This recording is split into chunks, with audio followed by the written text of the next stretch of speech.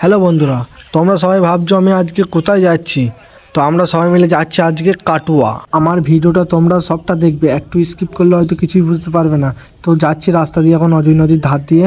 তো মেঘের কাইটা দেখো একবার কত সুন্দর লাগছে দেখতে। সবাই গাড়িতে চেপে আছে এখন, রোল লাগছে বলে। হ্যালো গাইস, দেখতে পাচ্ছ খালাসিটা দেখা একবার কত মোটা।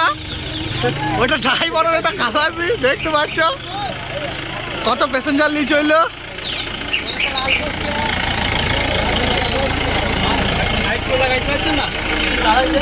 বাইপাসের রাস্তা ধরে আমরা চলে এসেছি কাটোয়ার হসপিটাল। তো দেখতে পাচ্ছ হসপিটালের ভেতরে আমরা এখন ঢুকছি। সামনে ওটা হসপিটাল। তো আমার ভিডিও তোমাদের যদি ভালো লেগে থাকে তো লাইক কমেন্ট সাবস্ক্রাইব করবে আমার এইরকম নতুন নতুন ভিডিও আনার জন্যে। তো ওখানে হসপিটাল আছে, তো আমরা এগিয়ে চলে যাচ্ছি সামনের দিকে। তো দেখতে পাচ্ছ সামনের রাস্তাটা একটু। কাটোয়ায় একটা দাস সম্প্রদায় মিটিং হচ্ছে, তো এই কারণে এসেছি আমি।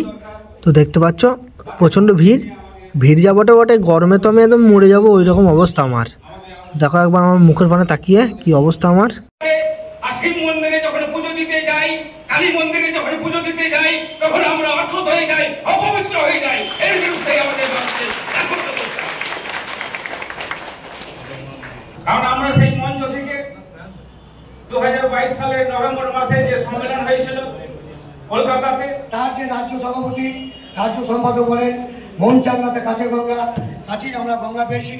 গঙ্গায় মনে মনে স্নান করে শুদ্ধ হয়ে আমাদের যে সংগঠনের মঞ্চে সৌম্য দাসের জন্য হাত তালে হয়ে যাক।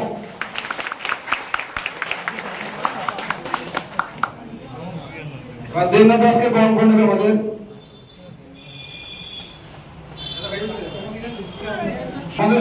গর্ব বিষয় যে গীতগান দাসের ছেলে অশোক দাস পুলিশ সৌম্য দাসকে উত্তর দিয়ে বরণ করে নেবে আমাদের কবিতা, আমাদের এই গ্রুপ আছে।